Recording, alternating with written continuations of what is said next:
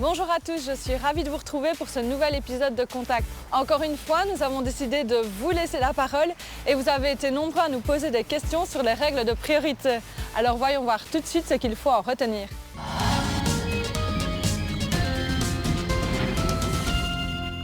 Alors moi j'ai une question très simple, est-ce que ce serait possible de juste rappeler les règles générales en matière de priorité? Merci. Bonjour Olivier. Bonjour Fanny. Les téléspectateurs ont été nombreux à nous poser des questions sur les règles de priorité, mais le sujet est vaste. Est-ce que tu peux nous faire un petit rappel de ce qu'ils doivent absolument connaître et évidemment respecter? Alors chez nous, la règle de base, évidemment, c'est la priorité de droite. Donc vous arrivez à un carrefour, il n'y a pas de signalisation relative à la priorité. Vous devrez alors céder le passage au véhicule qui arrive à votre droite. Attention, ce n'est pas parce qu'un véhicule s'arrête à une priorité de droite qu'il la perd, donc soyez prudent à ce point de vue-là. Beaucoup de carrefours aussi ont de la signalisation. On commence peut-être par le céder le passage, le triangle sur pointe, qui nécessite que vous cédiez la priorité à tous les autres conducteurs, mais vous ne devez pas nécessairement marquer l'arrêt à l'inverse du signal stop, qui veut bien dire ce qu'il veut dire.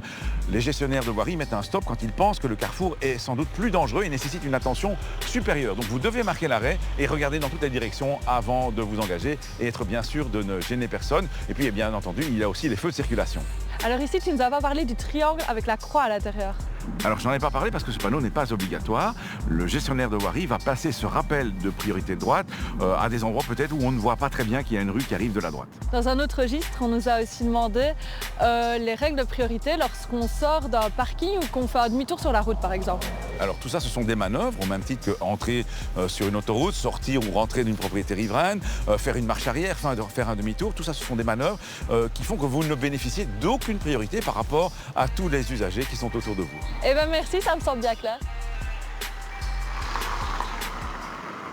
Je suis piéton. Personnellement, je trouve que les automobilistes ne respectent pas nos priorités. Donc, je voulais savoir que dit la loi à propos de ça.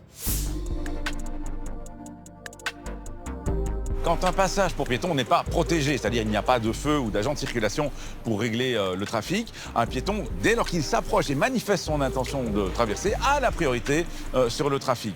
Ce n'est pas tout à fait le cas pour les traversées cyclistes et traversées pour cyclomoteurs. Quand un cycliste se présente, il ne bénéficie pas de la priorité de passage, mais par contre, s'il est engagé, les conducteurs doivent lui laisser achever sa traversée en toute sécurité. Par contre, un point important, c'est que quand une piste cyclable intègre, ou plutôt réintègre la chaussée, à cet endroit-là, les cyclistes ont la priorité totale pour se réengager dans le trafic. Merci d'avoir été avec nous. J'espère que ce petit rappel des règles de priorité vous aura fait du bien. On se retrouve dès la semaine prochaine et d'ici là, bonne route!